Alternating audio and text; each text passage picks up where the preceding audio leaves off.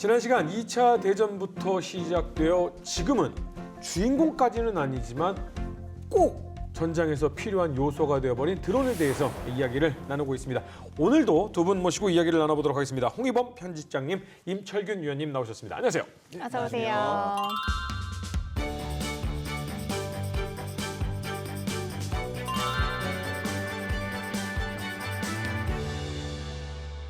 근데 또 임철균 연구위원님이 나와 주셔서 또 궁금한 나라가 있는데 바로 북한입니다. 북한 역시도 이제 드론에 대한 개발이라든지 투자 이런 것들이 계속해서 이어져 오고 있는데 최근에 이제 오물풍선뿐만 아니라 이 드론도 군사 도구로서 또 이용이 되고 있습니다. 이 북한에서의 드론 역사 어떻게 볼 수 있을까요? 미군이 오산 기지에 파이어비 드론 우리 아까 얘기했잖아요. 지난 시간에. 이걸 정찰용으로 개량을 한 게 AQM-34Q 파이어비라는 드론이 있는데 이걸 오산 기지에 배치해가지고 시겐트 감청용으로 썼거든요. 한 268회 정도 감청 작전을 했습니다. 네. 서해안 축선에 따라서 뭐가 자꾸 날라오는데 미국이 뛰어서 보는데 사람은 없고 저거이 뭐이가 하고 계속 보고는 있었죠. 그러다가 73년도에 욤키프르 전쟁에서 이스라엘이 이 파이어비 드론을 가지고 이집트군의 그 방공망을 낚는 걸 봤잖아요. 이거이 혁명적이구나 하고 이제 관심을 가지고 본격적으로 드론에 대해서 저걸 어떻게 한번 사볼까라고 이제 생각을 하기 시작합니다. 네. 보여주면 안 되는 걸 보여줬네. 그런데 이제 결정적인 이제 북한이 드론을 도입해야겠다고 결심하게 된 직접적인 원인은 1988년 대한민국 국방부가 성금을 모아가지고 무인기를 도입하려는 사업을 대대적으로 진행을 합니다. 그걸 보고 이제 발등에 불이 떨어진 김일성이 당장 들여와라고 해서 중국으로부터 D4라는 드론을 들여와요. 이게 ASN-104라는 드론입니다. 요거를 들여와서 북한 내에서 D4, 이거의 개량형이 D5인데 북한 내에서 생산하기 시작한 게 방연1, 방연2예요. 방연 공장에서 만들었거든요. 그 무인기를 생산을 하기 시작합니다. 이후에는 시리아로부터 투폴레프 143이라는 무인기가 있어요. 우크라이나가 이 드론을 순항 미사일처럼 쓰고 있는 게 있는데 요거를 시리아로부터 들어오면서 이 무인기에 대한 재원과 작전 정보를 취득을 했고요. 97년부터 98년 사이는 러시아로부터 푸첼라1이라는 드론을 한 10대 정도 도입을 합니다. 한 7종 정도의 드론이 북한 내에서 생산되고 있다라고 추정이 되었고 저기 보이는 스카이공구 UV-10C 캠은 우리 한국으로 넘어왔었던 북한의 무인기 도발의 주력 무인기였죠.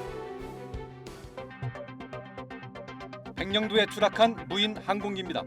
길이 183cm, 폭 245.7cm, 무게 12.7kg으로 소형 카메라가 장착돼 있습니다.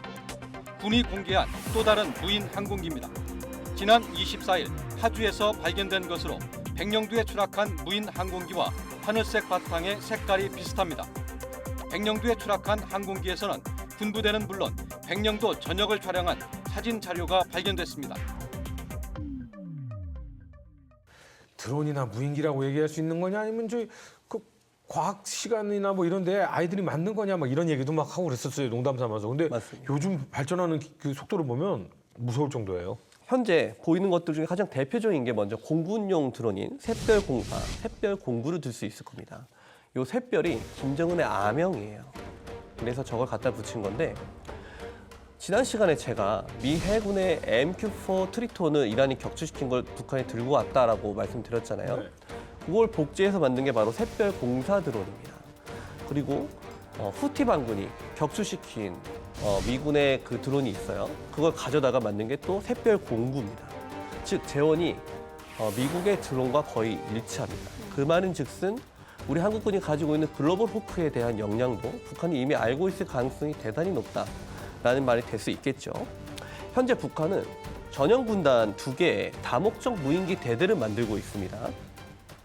이 다목적 무인기 대대에는 이스라엘제 하로 우리 한국군이 가지고 있다고 알려지는 그 자폭 무인기와 동일한 형상의 무인기를 북한이 시험하는 영상이 보여졌고 이스라엘제 또 자폭 드론 중에 히어로 400이라는 드론이 있어요. 이 드론을 그대로 모방한 것 같은 드론을 북한이 공개를 한 바가 있습니다. 근데 이번 이 우크라이나 전쟁을 살펴보면 일선 부대에서 사용하는 작은 드론들이 굉장히 맹활약을 했잖아요. 북한에서도 이런 드론을 활용을 하겠죠? 물론입니다. 연대대급에 주로 배치하고 있는 정황이 보이고 있는데요. 지금 좌측 화면에 보이는 가장 왼쪽에 보이는 게 북한의 농업기술국에서 우리가 이렇게 드론을 이용해서 농약을 뿌린다. 우리는 이렇게 자동화되어 있다라고 자랑을 하고 있는 모습입니다. 그런데 그 오른쪽 사진을 보면 저기가 인도예요. 인도의 잠무 카슈미르라는 지방인데 저기 경찰이 파키스탄으로부터 날라온 드론을 격추시킨 거예요. 그래서 이걸 잡았다라고 해서 공개를 한 사진입니다. 자세히 보면 40mm 유탄과 C4 폭탄이 보이죠. 저걸 달고 온 거예요, 드론이. 즉 정밀 폭격용이죠. 그런데 당시 인도 경찰이 뭐라고 했냐? 메이드 인 노스코리아다. 북한제다. 라고 얘기했습니다. 그렇다는 얘기는 북한군의 연대급 부대, 물론 전 군이 다 보급이 됐다는 얘기가 아니고 일부 부대를 대상으로 저 드론들이 보급이 되고 있을 가능성이 대단히 높다. 그 북한의 농업기술국을 또 살펴보면 중국제 팬텀 상용 드론 있잖아요.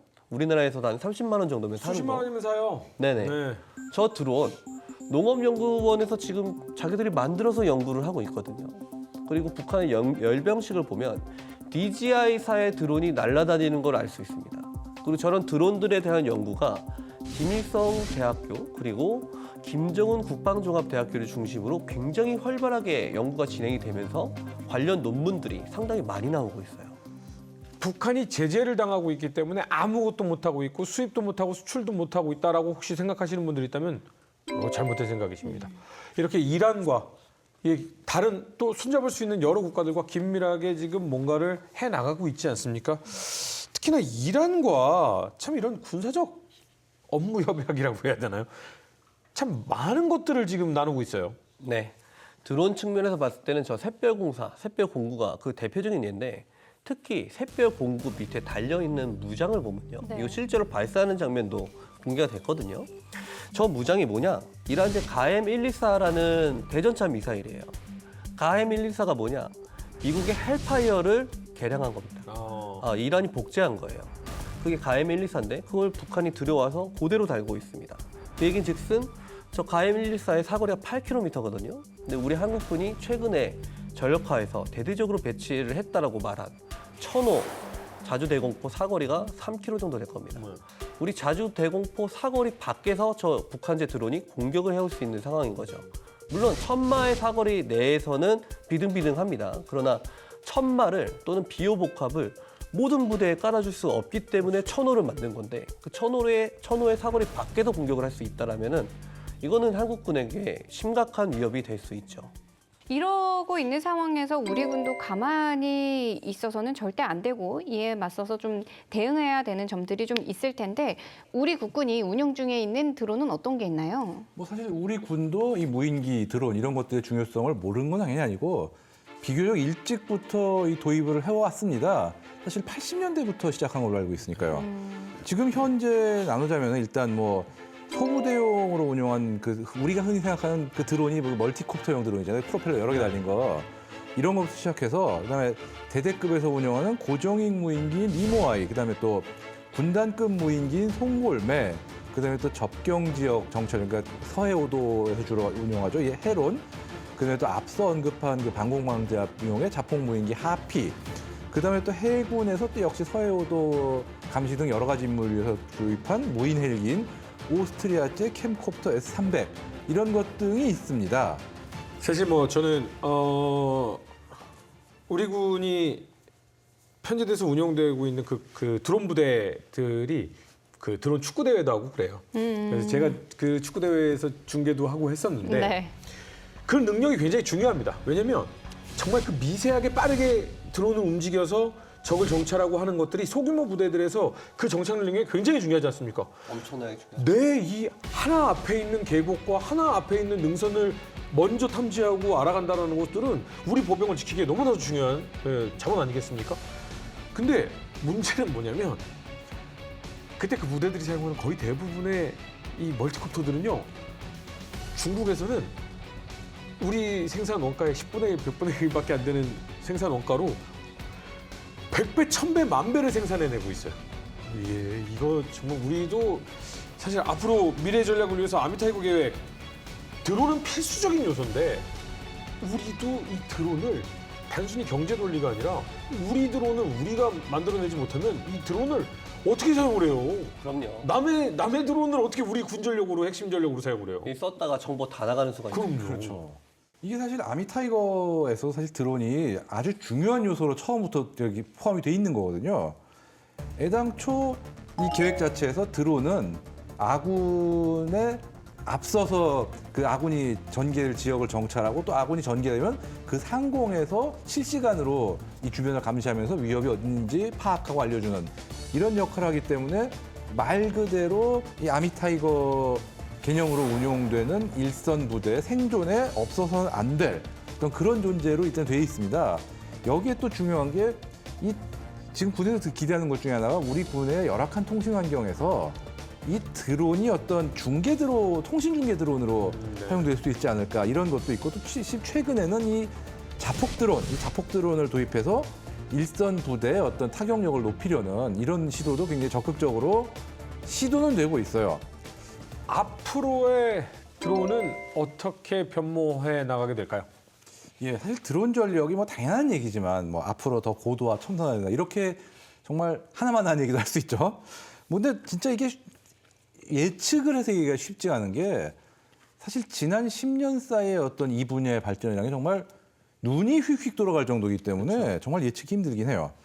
확실한 것은 어떤 대형의 고정익 드론의 발전보다는 아무래도 멀티콥터형 같이 통상적인 형태가 아닌 그런 중소형 드론들 이쪽에서 발전이 정말 굉장히 빠르게 될 거다. 이렇게 볼 수가 있을 거라고 봐요. 특히 이제 중대형 고정익 드론들은 이 방공망에 취약할 수밖에 없어요. 결국은 비행기에 가까운 거니까 실제로 그 중형 이상의 고정익 드론은 이 우리가 그 방공망 훈련에 사용하는 그 타겟 표적 드론 크기 정도 되기 때문에 마음 먹으면 방공망으로 격추가 가능한 상황입니다. 그렇기 때문에 일단 방공망이 쉽게 포착하기 힘든 어떤 작고 고성능 드론들이 특히 집중적으로 발전할 건 확실하고요. 여기에 또 이 적의 어떤 방어망을 포화시킬 군집 드론, 이 여러 대가 한꺼번에 운용되는 군집 드론 분야에도 앞으로 군사적으로 더 많은 투자가 이어질 건 확실하고요. 그리고 이제 앞으로 어떻게 될지 쉽게 예측은 못하지만 아주 확실하게 적용될 거라고 예측할 수 있는 게 어쩌면 지금 어떤 면에서 이미 예측이 적용이 시작됐죠. 바로 AI, 인공지능. 결국 그 AI가 소프트웨어적인 면이 이제 딥러닝과 이제 합쳐지잖아요. 그렇죠. 저는 가끔 전 세계에서 드론을 생산하는 능력은 대한민국이 좀 뒤처질지 몰라도 드론 쇼를 보면요. 대한민국이 최고다라는 생각이 들거든요. 가끔 그런 생각을 해요. 저는 밀리터리나 역사를 진행을 하는 사람의 입장이다 보니까 저게 프로그래밍된 군사 드론이 저런 식으로 작전을 펼친다면 어떨까? 소름 끼치는 거예요. 지금 말씀하신 대로 차량에서 수백 대의 드론이 날아올라서 AI의 통제를 받는 드론들이 날아가서 수험 공격을 하는 장면들이 머지않은 시기에 나올 거고 공중항모, 우리 영화에서 많이 나오잖아요. 네네네. 어벤져스가 타는. 그렇죠. 공중항모가 이제 실현이 돼가고 있습니다. 대형 수송기에서 대규모 드론을 투발을 시켜서 그쵸. 수험 공격을 한 다음에 이 드론들을 다시 수송기로 회수하는 연습을 미군이 하고 있어요. 무섭네요. 알면 미래 할수록. 드론에 대해서 우리 임석윤 위원님은 어떻게 생각하십니까?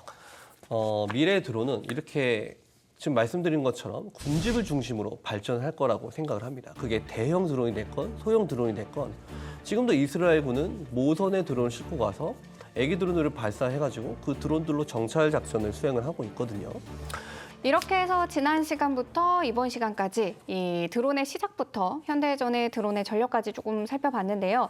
앞으로 이제 미래전의 핵심, 어떻게 보면 게임 체인저의 역할을 하는 드론의 전력에 대해서 이제 각국이 다 노력을 가하고 있는 시점이 됐습니다. 마지막으로 이런 시점에서 우리 국군은 어떤 노력을 좀 가해야 하는지 좀 짧게 짚어보도록 할까요?